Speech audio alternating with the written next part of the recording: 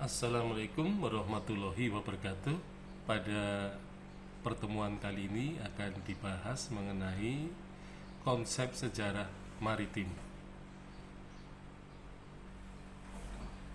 Sejarah maritim itu merupakan sejarah tematis yang berkenaan dengan kehidupan manusia, terutama hubungannya antara kehidupan di laut maupun di daratan. Jadi pada intinya sejarah maritim itu tidak akan terlepas dengan astronomi, ya, oceanografi, hidrologi, kartografi, navigasi, perkapalan, pelayaran, kemudian juga turisme, perdagangan, ekonomi, kesenian, tradisi, dan kebudayaan. Jadi pada intinya kegiatan maritim itu adalah kegiatan yang sifatnya multidimensional. Artinya selalu terkait dengan kehidupan manusia pada kehidupan sehari-hari dalam berbagai bidang. Tapi yang jelas memang konsep sejarah maritim tidak mungkin kehidupan kelautan tidak bisa dilepaskan dengan kehidupan daratan. Jadi kalau ada lautan pasti ada daratan. Nah, konsep laut dan daratan ini merupakan suatu kesatuan. Ya, jadi kita tidak bisa memisahkan antara laut dan daratan. Jadi tidak mungkin ada laut kalau tidak ada daratan atau sebaliknya. Jadi negeri kepulauan itu sudah mengandung pengertian laut, ya. Seperti halnya kalau kita melihat prasasti Canggal yang dikeluarkan oleh Raja Sanjaya, maka Raja Sanjaya itu menyatakan bahwa negerinya itu dinyatakan negeri yang bersabuk parit, bersabuk lautan, ya, dan berdadakan gunung-gunung. Jadi maksudnya ada sebuah daratan yang diberi nama Pulau Jawa, itu adalah daratan yang dikelilingi oleh laut. Nah, sehingga kehidupan di laut tidak bisa terlepas dari daratan. Berarti bahwa negara atau negerinya atau kerajaannya Sanjaya adalah merupakan negara maritim. Nah, Asia Tenggara itu seringkali disebut arsipelago atau Indonesia, ya. Jadi Indonesia sering disebut arsipelago, yaitu arsi, ya, itu adalah utama, sedangkan pelagus adalah laut. Jadi artinya Indonesia adalah negeri lautan yang utama, ya. Sehingga kemudian Indonesia ini lebih identik sebagai negeri kepulauan, ya, dengan adanya pulau-pulau yang berada di kawasan Asia Tenggara dan berada di simpang antara Samudra Hindia dan Samudra Atlantik. Nah, di sini memang sudah terjalin interaksi antara kehidupan laut, ya, jadi masyarakatnya adalah masyarakat kelautan, dan hal itu dibuktikan bahwa di Indonesia atau Asia Tenggara pada umumnya sudah dikenal adanya teknik atau pembuatan kapal-kapal yang bisa berlayar jauh ke tempat-tempat yang lain, ya, sejak awal-awal abad yang pertama. Nah, Indonesia sebagai negeri kelautan memang mempunyai 3 laut utama, Hot Sea, yaitu Laut Jawa, Laut Flores, dan Laut Banda. Jadi tanpa adanya laut utama seperti ini, maka Indonesia tidak mungkin menjadi negeri kepulauan. Jadi salah satu hal yang menunjang Indonesia sebagai negeri kepulauan karena mempunyai 3 laut dalam, ya, atau laut utama, yaitu Laut Jawa, Laut Flores, dan Laut Banda. Dan jadi pergerakan maritimnya itu akan kelihatan sekali pada zaman dahulu. Misalnya masyarakat Austronesia, bangsa Austronesia itu masuk ke Indonesia bisa melalui, ya, daratan Asia Tenggara dan kemudian melalui Filipina masuk ke sela-sela antara Pulau Kalimantan dan Sulawesi dan kemudian terus ke selatan, ya, kemudian menuju ke Laut Flores dan Laut Banda, kemudian menyeberang ke arah Pasifik, gitu ya. Jadi memang tanpa 3 laut itu Indonesia diragukan sebagai negeri kepulauan.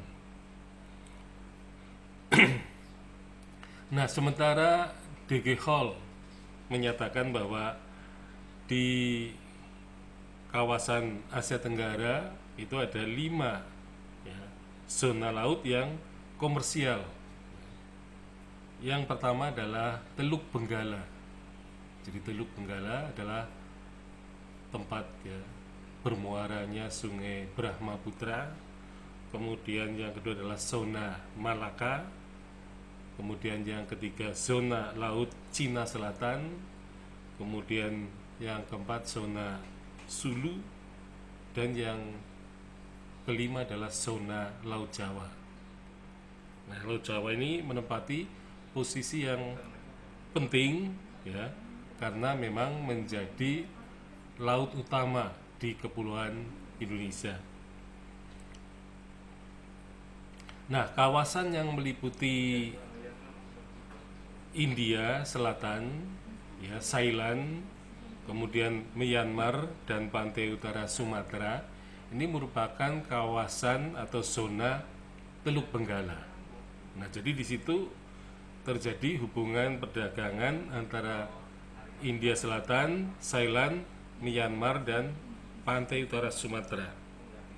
Nah, kemudian pada zona Malaka, maka kawasan ini meliputi Selat Malaka, pantai timur Sumatera, kemudian Tumasik atau Singapura. Nah, kemudian kawasan zona laut Cina Selatan ini meliputi semenanjung Malaysia, kemudian Thailand dan Vietnam Selatan. Nah, sedangkan zona Sulu ini kawasan yang meliputi pantai barat Luzon, Mindoro, Cebu, Mindanao, dan pantai utara Kalimantan. Nah, sedangkan yang terakhir, zona Laut Jawa adalah kawasan yang melibatkan Jawa, Kalimantan Selatan, Sulawesi, Sumatera, dan Nusa Tenggara. Nah, kalau kita perhatikan, Laut Jawa itu merupakan laut utama di kawasan kepulauan Indonesia. Menurut pandangan para ahli maritim, Laut Jawa adalah Mediterranean Sea, ya. Jadi laut tengah bagi kawasan Asia Tenggara. Jadi laut tengah itu seperti yang berada pada antara benua Eropa dan Afrika. Jadi laut tengah ini sangat penting untuk pelayaran dan perdagangan di kawasan antara Eropa dan Afrika. Nah, inilah yang ditunjukkan oleh peran Laut Jawa. Nah, jadi Laut Jawa itu adalah sama dengan Laut Tengah Jadi merupakan jembatan penghubung berbagai komunitas di Asia Tenggara, sehingga Pulau Jawa secara politik, ekonomi, dan budaya berposisi sangat penting. Laut Jawa berfungsi kohesif yang mengintegrasikan berbagai elemen kehidupan. Nah, di sini perdagangan internasional menempatkan Jawa sebagai laut tengah, sehingga sejak zaman dulu ya, Nusantara pada masa lampau, kemudian Indonesia pada masa sekarang itu aktif dalam pelayaran dan perdagangan internasional antara dunia barat, Eropa, kemudian timur, Cina melalui Selat Malaka. Nah, perdagangan ini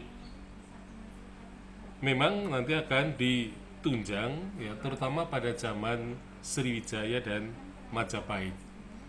Jadi Majapahit atau Sriwijaya yang eksis lebih dahulu ini merupakan negeri maritim di Nusantara yang tampak dari eksistensi Sriwijaya dan Majapahit yang berhasil menguasai Selat Malaka sebagai pintu gerbang pelayaran dan perdagangan dunia.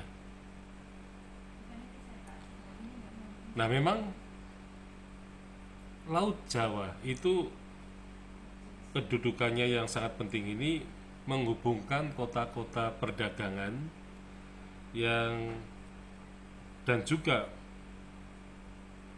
terbentuknya kota-kota pusat perdagangan yang baru ya, sehingga di kawasan Asia Tenggara khususnya di Indonesia ini banyak bermunculan kota-kota pusat perdagangan seperti Palembang, Lampung, Sampit, Sambas, Pontianak, Banten, Batavia, Cirebon, Semarang, ya, Demak, Rembang, Tuban, Gresik, ya, Surabaya, Pasuruan, Banjarmasin, kemudian Probolinggo, Penarukan, Pamekasan, Buleleng, Makassar, ya, kemudian Sumba, Kupang, dan Larantuka.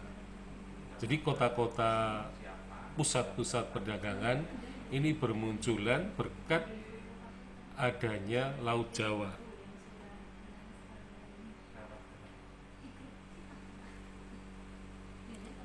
Nah, pada hakikatnya Koresi laut di Asia Tenggara, Korsi itu ya, laut di Asia Tenggara itu adalah Laut Jawa yang berada di tengah-tengah wilayah Indonesia. Jadi berkat Laut Jawa inilah Jawa mempunyai kedudukan sebagai pusat ya dari masa yang lampau dalam perdagangan, bahkan dalam dunia perpolitikan ya, ketika VOC ya memilih ya Sunda Kelapa yang kemudian disebut Batavia itu menjadi pusat perdagangan VOC.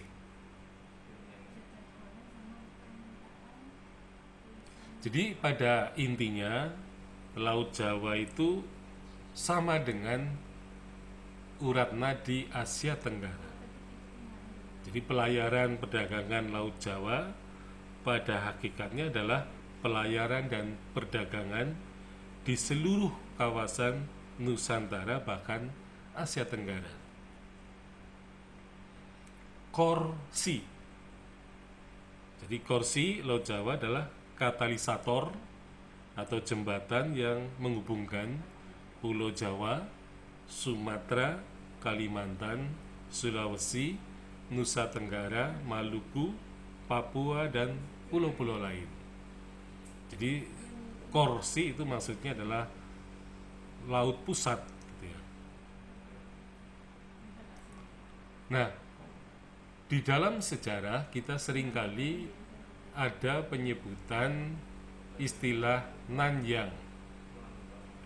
Jadi Nanyang ini adalah istilah yang sering dipakai oleh Kekaisaran Cina pada masa lampau yang menyatakan bahwa Indonesia, ya, pada waktu itu belum dikenal istilah Indonesia, maka disebut negeri-negeri di Nanyang. Jadi Nanyang itu adalah artinya negeri-negeri di lautan selatan. Ya, jadi negeri-negeri yang berada di laut selatan. Ya. Jadi itu yang disebut Nanyang. Jadi Indonesia pada zaman dulu, terutama pada masa Kekaisaran Cina, selalu disebut dengan istilah Nanyang, yaitu negeri pulau-pulau selatan. Nah, penamaan Nanyang rupa-rupanya kemudian pada para ahli antropologi kemudian lebih senang menggunakan Austronesia. Jadi kata Austronesia, Austro itu selatan, ya. Nesia itu pulau-pulau. Jadi Austronesia adalah pulau-pulau yang ada di selatan. Jadi seringkali kata Austronesia ini dipakai oleh para ahli untuk menyebut negeri pulau-pulau selatan yang disebut Nanyang pada masa Kekaisaran Cina. Di sini disebut untuk, ya, manusianya atau bangsanya, bangsa Austronesia, dan juga bahasanya. Jadi baik bangsa dan bahasa Austronesia ini memang berkembang di Asia Tenggara. Nah, kemudian muncul Nusantara. Jadi Nusantara ini merupakan kacamata Indonesia. Jadi Nusantara itu berarti nama asli dari kawasan yang disebut Cina sebagai Nanyang, atau disebut oleh ahli-ahli barat yaitu Austronesia. Nah, nama Nusantara ini juga sering disebut dengan istilah Dwipantara. Jadi Dwipantara sebenarnya sama artinya dengan Nusantara, yaitu pulau-pulau antara, ya, yang berada di antara kedua lautan yang besar itu. Jadi tetapi kalau dilihat dari segi Jawa sentris, maka Nusantara atau Dwipantara ini merupakan kawasan pulau-pulau di luar Pulau Jawa.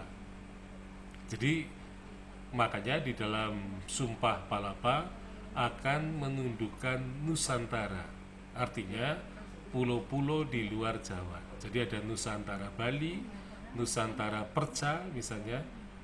Ya, ini merupakan penyebutan, ya, pulau-pulau di luar Jawa.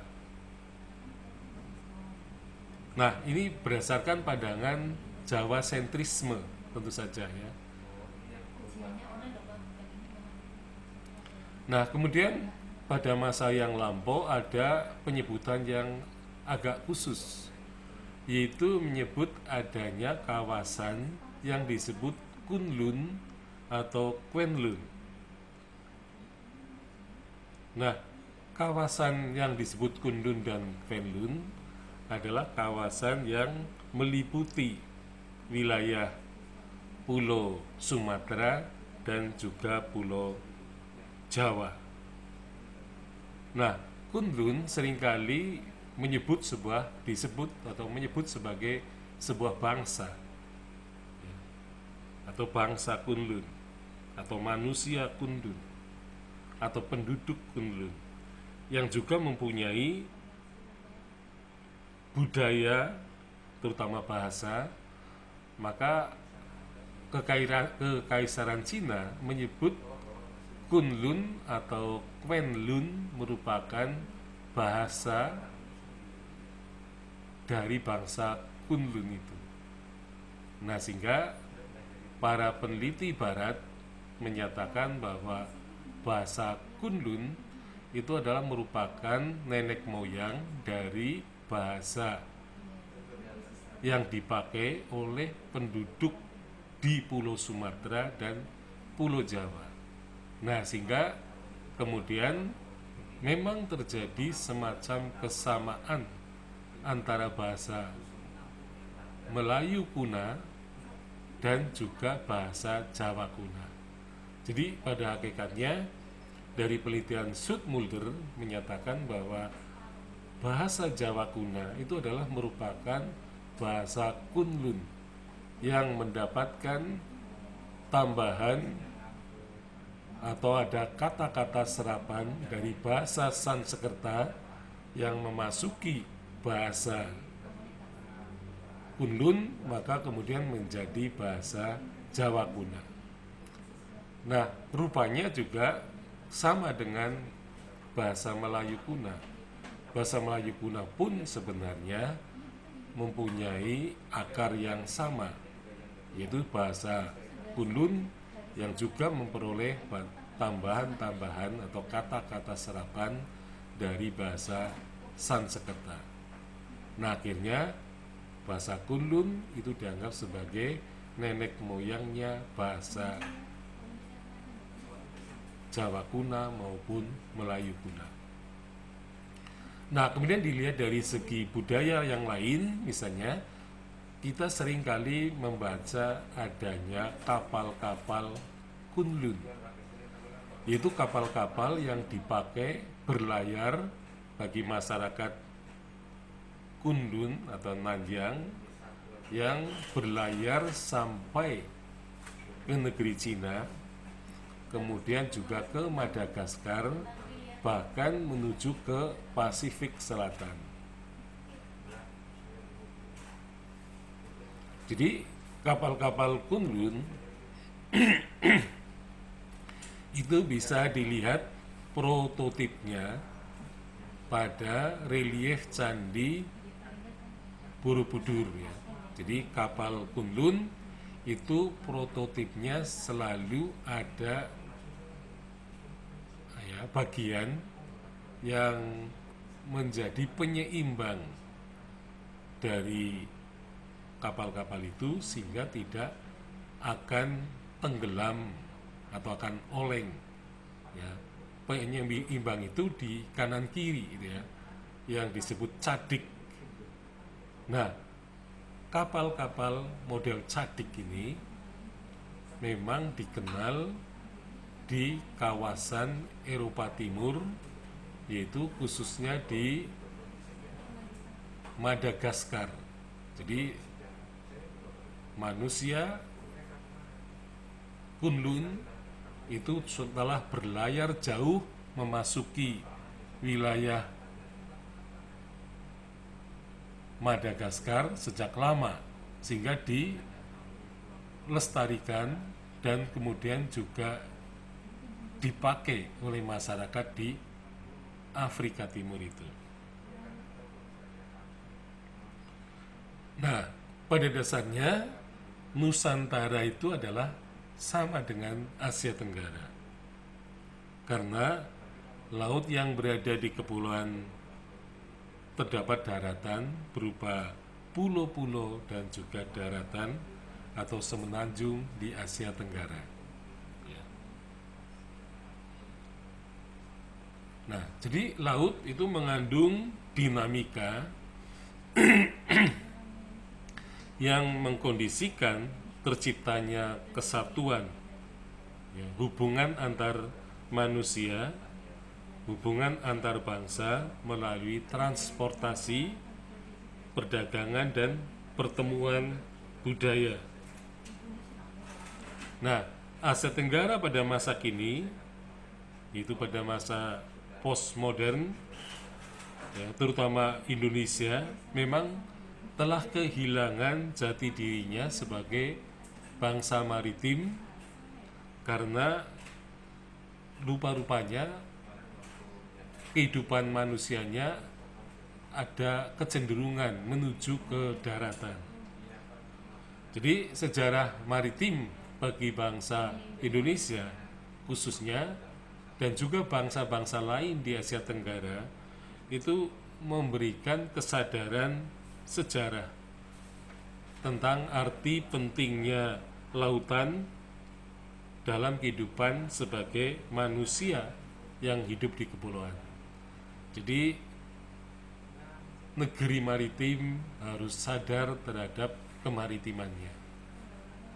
Ya, dan ini mungkin karena pada zaman Sultan Agung, terutama orang-orang Jawa, ini kelihatannya pantai-pantai utara Jawa telah mengalami penaklukan oleh Sultan Agung dan rupa-rupanya ini menyebabkan naluri kemaritiman orang-orang Jawa telah mengalami penurunan yang tajam.